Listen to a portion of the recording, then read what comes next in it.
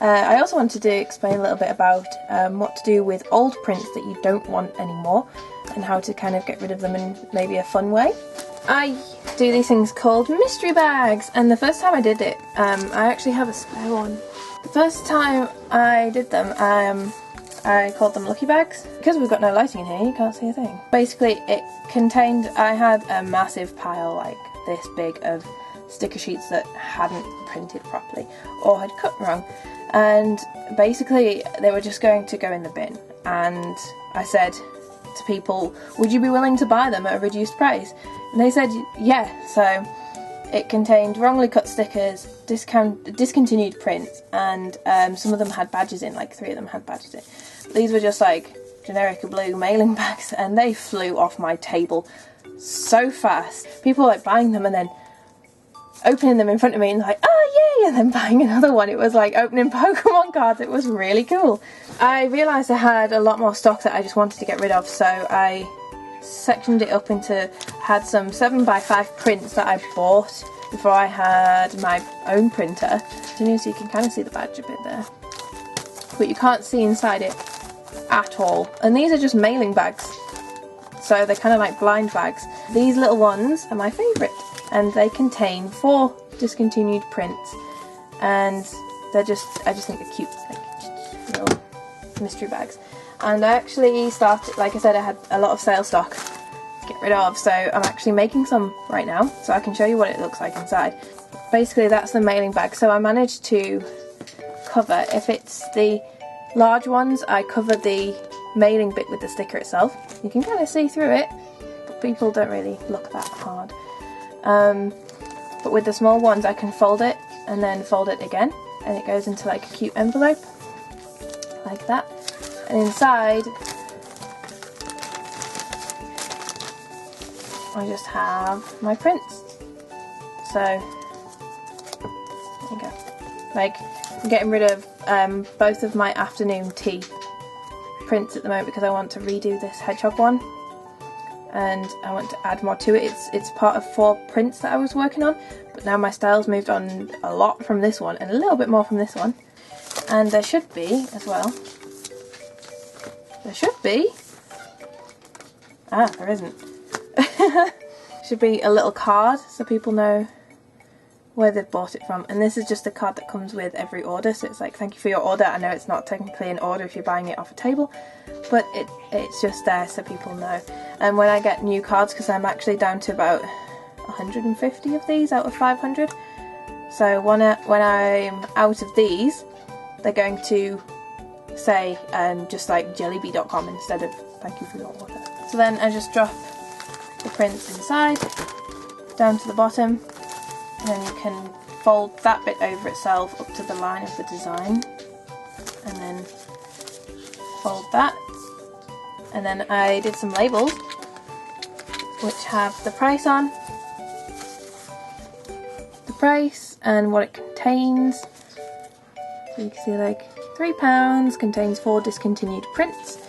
Obviously on the other ones it says different things, but yeah, and it's got jellybee.com on the bottom. Like, I think it's always important to keep your brand sort of. Also, definitely get the air out of things because they look gross when they're all fat and bubbly. It's important to keep your brand going no matter what. So you've got Jellybee written on everything.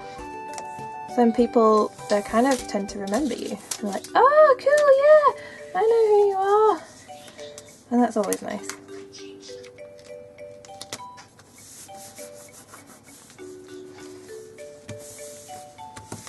So that could have looked better, but how did I do it on the old one?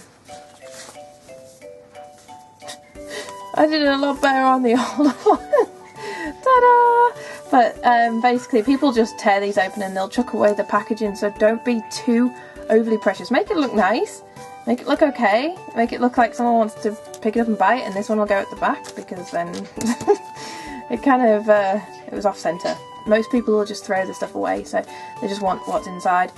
And then you can just don't be too fussy with it. I mean, this was done on like an A4 piece of paper. I didn't even run these labels through my cutting machine because it would have taken too long.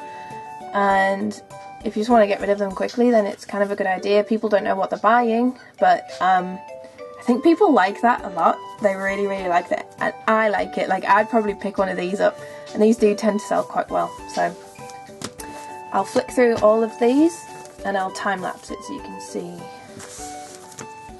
just how bad I am at it.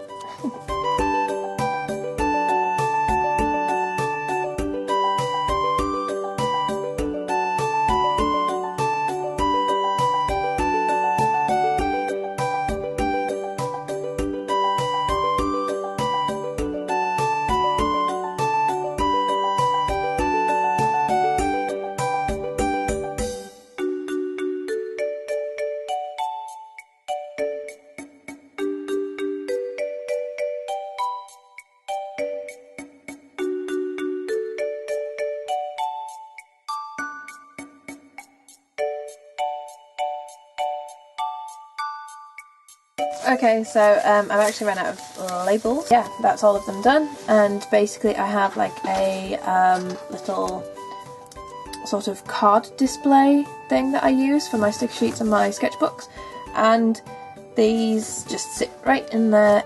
Yeah, feel free to ask me any questions about how, if you want to know anything about the process, and yeah, feel free to use the same idea, of course. It's not really my original idea, but gold bags or anything like that, feel free to do that.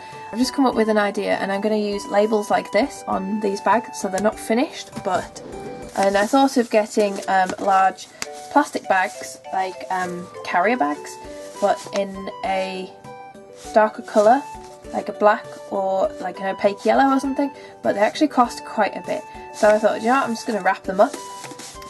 It'll bring the costs down for the customers, and I got some brown paper and I've rolled up 2 A3 prints. I think I had 28 prints that I didn't want anymore, so that I'm discontinuing. So I rolled up 2 each, and there's 2 prints inside each tube. But they are going to have stickers on like this. They're going to have a big like label there and saying like what they are, and they're going to be heavily discounted too. So that is something I'm going to test, and I'll see if it'll work. I'm not even sure how I'm going to put them on my table, but we'll see how well they go. Feel free to ask any questions in the comments below, and I should have some really big videos coming out in the next couple of weeks, including Workstation. I'm going to do the Q&A video, and I have my digital painting tutorial coming. I did film it, I did do it, and it's going to be coming out as soon as possible, but there is about 5 hours worth of footage to get through, so please bear with me while I edit that monster of a film. Ask any questions you want in the comments below, and I'll see you in the next video, guys. Thanks for watching.